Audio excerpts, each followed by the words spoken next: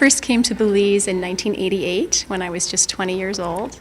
I turned 21 a few weeks after I got here. And at first I was on an exchange program from Canada, but I became interested in researching the history of Belize, especially the nationalist movement. At first I was really interested in how all the different ethnic groups came together to form the nationalist movement. But as I got into the documents, especially working in the Bliss in the National Library reading room, looking at old copies of the Belize Billboard, I noticed that women were mentioned constantly. Every issue there were mentions of women being involved in the nationalist movement. So I switched my attention to really trying to research that question because it really wasn't documented in a lot of the histories of the nationalist movement. And I was really inspired by Ziegel's novel Bekalam, where you have characters who are Belizean women going out to all of these nationalist meetings and really supporting the movement. And the newspapers were telling me that that was a real phenomenon.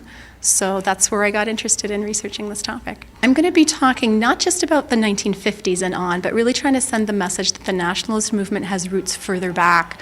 So I'm going to be talking quite a bit about the 1930s, Antonio Soberanes Gomez and the women who were around him in the Laborers and Unemployed Association. I think that was a really important moment in the movement. And even earlier in the 1910s and leading up to the riot in 1919, I think in that moment you begin to see the expression of a nationalist sentiment, identification with Belize, and a really strong hostility to British rule. So I'll be talking about women's roles in those three moments, the 1910s, 1930s, and then the 1950s as well. Okay, what type of audience do you intend to lure in with your lecture? Well, I'm not sure who's going to be there. I know that they've been really trying to promote the lecture among young people, and I haven't been in Belize now for about 11 years, so it's it's very interesting for me to talk to these young people, find out what their impressions are of their own history, of politics in Belize now, of women's position in Belizean society now.